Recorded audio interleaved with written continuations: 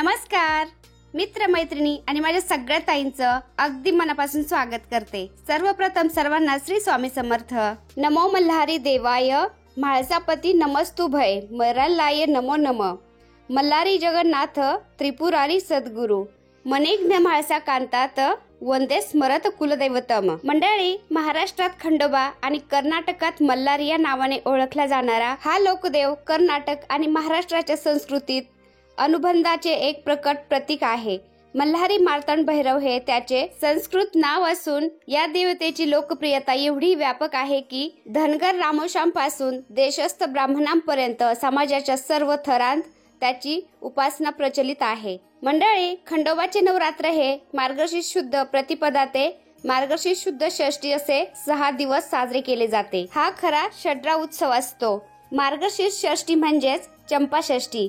या दिवशी खंडोबा ऋषींच्या विनंतीला मान देऊन मणिमल्लाचा वध करून लिंगद्वय रूपाने प्रकट झाले। खंडोबा नवरात्रामध्ये 5 दिवस उपवास करून 6व्या दिवशी तो सोडतात। जसं की आपण देवीच्या नवरात्रामध्ये 9 दिवस अखंड दिवा लावत असतो, विझून नसतो द्यायचा, त्याच प्रकारे आपल्याला इथे 6 दिवस खंडोबाच्या नवरात्रामध्ये दिवा विझू न देता तेवत ठेवायचा असतो।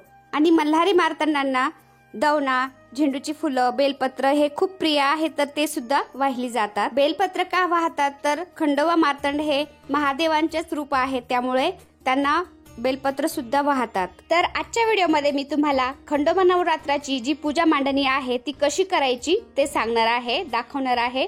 तर व्हिडिओ स्किप न करता शेवटपर्यंत पाहत राहा। आणि तुम्ही जर आपल्या चॅनलवरती नवीन असाल तर प्लीज आपल्या चॅनलला सबस्क्राईब पण करा। मंडळी, 13 डिसेंबर बुधवार पासून तर ते सोमवारी चंपाषष्ठी पर्यंत म्हणजे 18 डिसेंबर पर्यंत मल्हारी मार्तंड रात्र उत्सव असतो।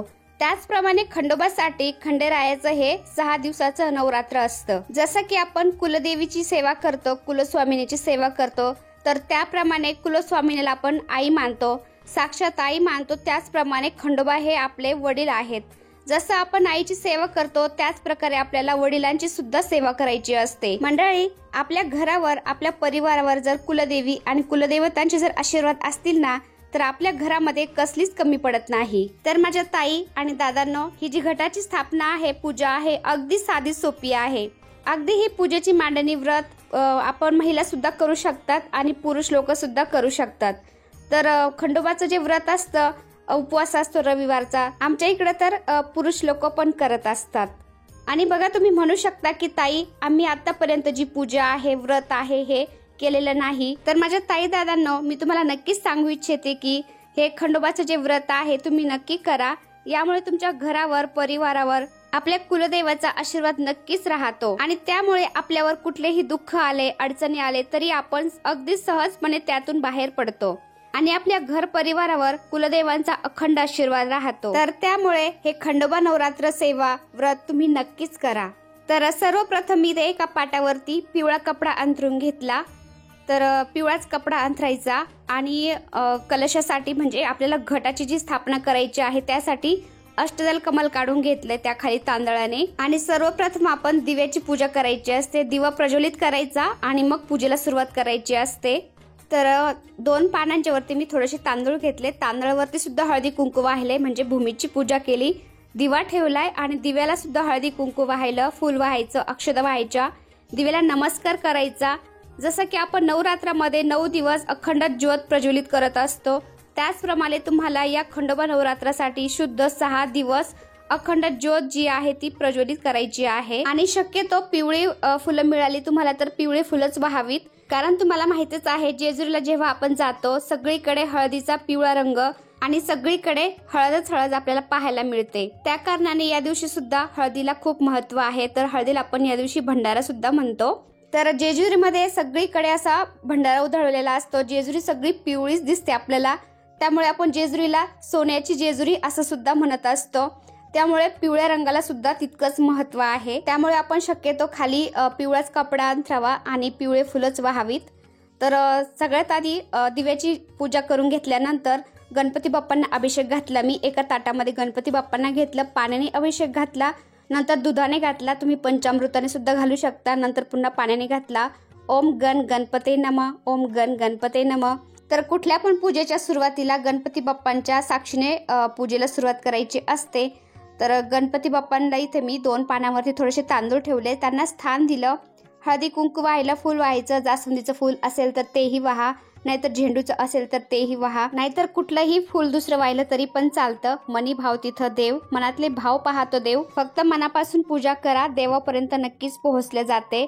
तर गणपती बाप्पांची मूर्ती नसेल तुमच्याकडे तर त्या जागेवरती तुम्ही एखादी सुपारी ठेवली आणि गणपती बाप्पांच्या स्वरूपात तिचं पूजन केलं तरी पण चालतं।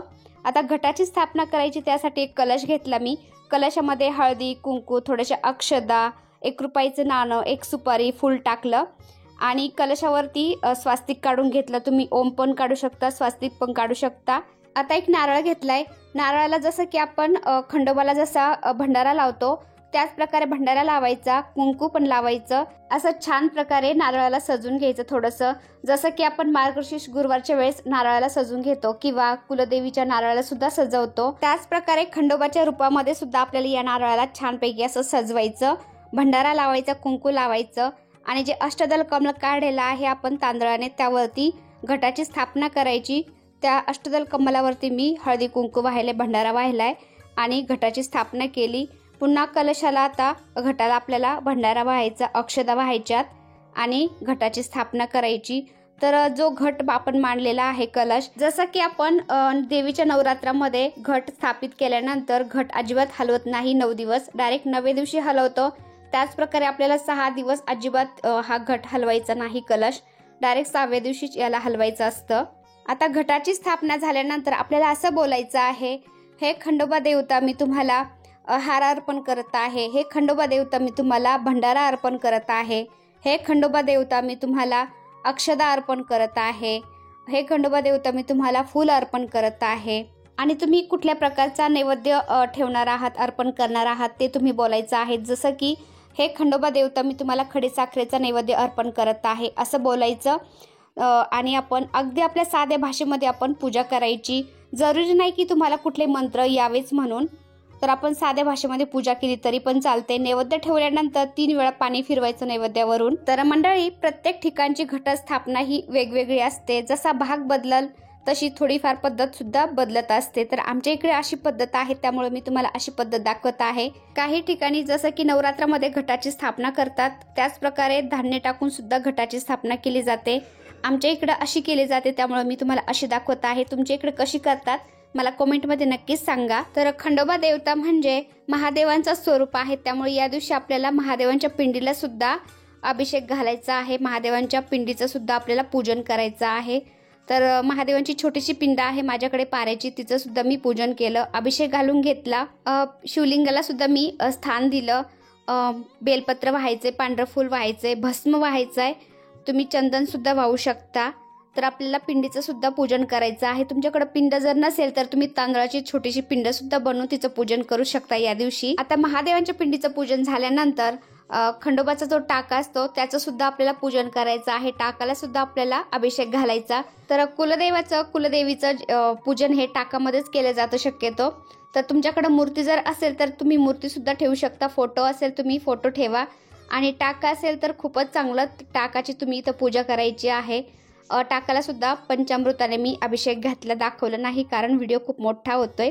अभिषेक घालून घ्यायचा दुधाने, पंचामृताने। त्यानंतर 2 विड्याच्या पानावरती थोडेसे तांदूळ ठेवले आणि गणपती बाप्पांचा छोटासा पाट आहे तो ठेवलाय मी आणि त्याला वटकवणं देऊन मी टाक आहे तो उभा ठेवलाय। टाकाला भंडारा व्हायचाय, बानुबाईंना आपण हळदी कुंकू व्हायचंय आणि टाकाची सुद्धा आपल्याला पूजा करायची, फूल व्हायचं। आणि ज्यांचं कुलदैवत खंडोबा आहे, कुलदेव, त्यांच्याकडे टाका असेल, त्यांच्याकडे दिवटी बुधली तर असतेच, तर माझ्याकडे दिवटी बुधली सुद्धा आहे।